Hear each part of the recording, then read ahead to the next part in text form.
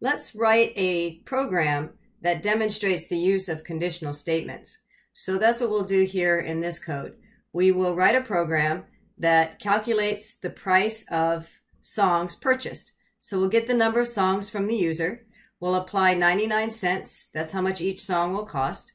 But if a user purchases 10 or more songs, we will give them a 5% discount off the total purchase.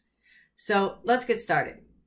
I've set up some, declared some variables ahead of time where I'm going to declare a variable for the number of songs that the user wants to purchase. That is an integer, so I gave it just a 0. Price per songs, this is a constant. So in other words, this isn't going to change throughout the course of my program. So good programming practice dictates that I give that an all caps variable. So price underscore songs is good programming practice, is equal to 0.99. That's a float, 99 cents. And then this total price will hold my total purchase after I calculate my algorithms. So let's get started and see how we're going to code this. All right, so the first thing I need to do is probably save this file. I have it called Untitled at the moment. So I'll save this, put this on my desktop, and I'll save this as, what shall we call this? Songs purchased.py. Okay, so now we can get started.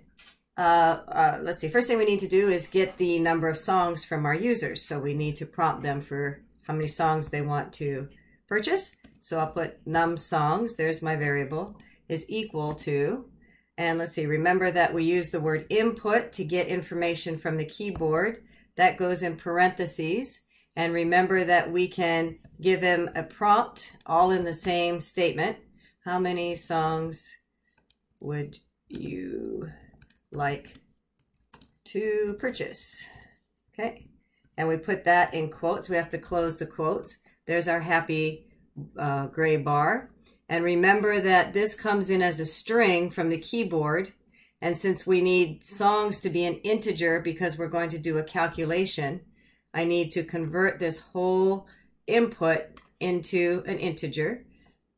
So I'll put the word int. And at the very end of this, I'll close the entire input statement into a parenthesis. That's a little hard to see. Let me see if I can pull that over. I was trying to make that all on one. Okay, so the idea here, remember, is order of precedence. Again, whatever's inside parentheses, the innermost parentheses is done first, and we work our way out. So the string is put to the console so that the user is prompted with a direction on what to do. Then input waits at the keyboard for the user to put something in. Whatever is put in from the keyboard then is returned. Integer, this integer function it's called, grabs that and converts it to an int. And all of that then, the integer of whatever was input, is put into num songs. A lot going on in that sentence, in that statement. It's not a sentence, it's a statement. Okay, so now that we have the number of songs, we're going to create our calculation. So what would our calculation be? Well, number of songs input times price per songs is how much they're going to purchase with their total purchase price. So let's put total price is equal to num songs, O-N-G-S, typing is a problem sometimes, is it, times price per songs. Okay, okay. Now we need to, there's our input, processing, and our output would be to give them that total. I'm going to print your purchase of, comma, num songs is space. Your purchase of, okay, so this particular sentence is trying to give them some, what we call echoing, some feedback as to what they entered, just to give them a reminder that this calculation is based on the number of songs that they input. And then let's give them their total. Your total is, and then the total price that we just calculated. Okay, so we haven't applied the discount yet. We're just getting things set up. Remember, it's always best to set things up in small chunks and then build upward. So the first thing I wanted to do was just make before I got to the condition is just get something working, and that is just to calculate the price. So let's see if this works before I move on. Run module. Make sure I don't get any compile errors. How many songs would you like to purchase? Let's purchase 5. Your purchase of 5 is, maybe I might put a more descriptive word like 5 songs, but that's okay. Your purchase of 5 is $4.95.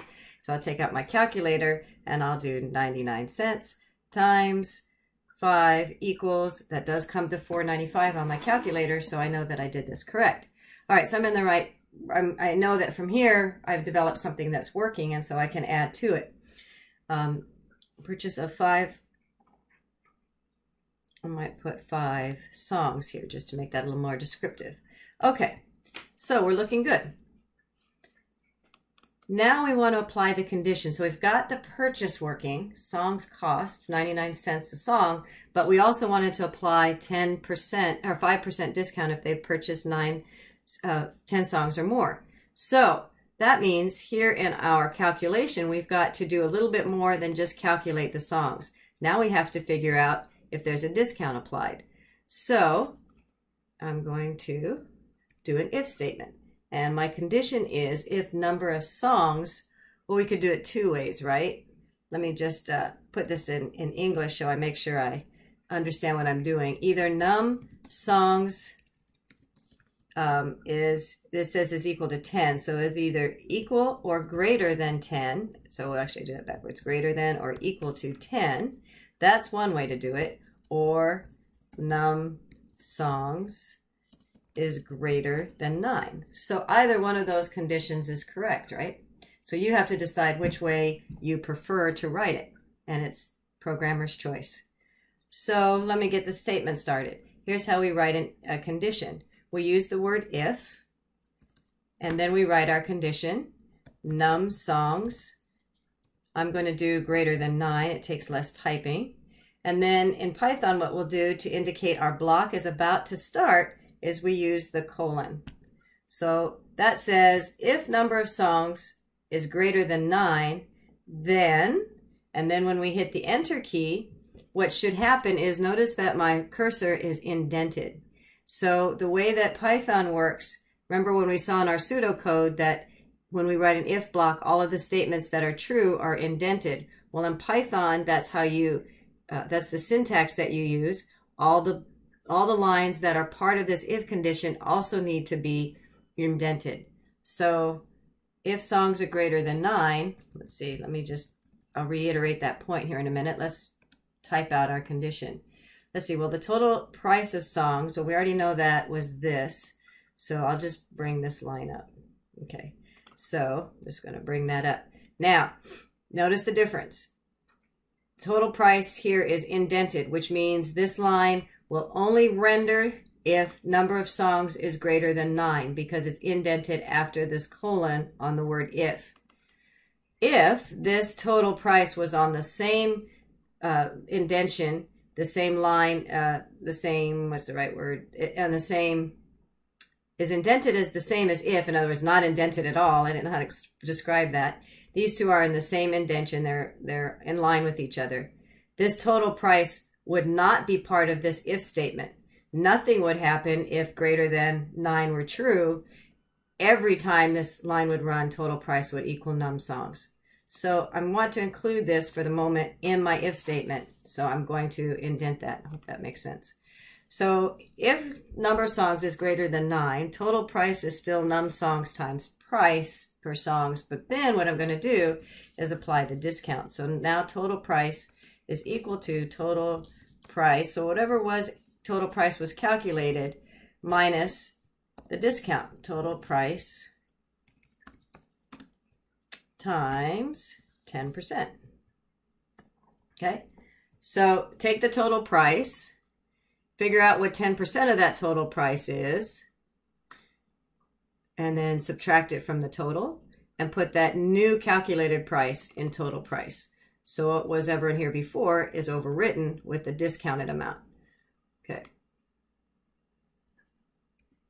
So else, again with the colon, everything after this else that's indented will be applied only if num songs is 9 or less, else total price is just equal to num songs times price per songs. Oops, that needs to be a times price per songs. Okay, so this is our if condition, and let's just make sure we're clear. So here's our if conditional statements. If something is true, do the indented statements after that condition. Otherwise, else, do these statements, everything that's indented after. So if I had to do another line, I would put it here. Anything that's indented after these statements is what's going to be rendered if this condition is true. Otherwise, do these indented statements. So if number of songs is greater than 9, we'll calculate the total price as 99 cents times the number of songs the user input, and then we'll apply the discount. Otherwise, just the normal calculation is required. So if we run that, now we'll test both ways. Run module. Let's try 10. How many songs would you like to purchase? 10. And if you do the calculation, 10%, 10 songs times 99 cents is, in fact, 9.90. And then if you decide to do the discount times 10%, should be 99 cents discount. So 9.99 times minus the discount of 99 cents would come to $8.91. Okay, so let's test if it's just 5. How many songs would you like to purchase? 5. Your purchase of 5 songs is $4.95. So if you do the math on that, you'll also get to the same calculation. So that will be our beginnings of our if conditions. And in the next video, we're going to make this particular situation even better. So we have been introduced to if statements, conditional, making decisions in our code, so making our code a little bit smarter.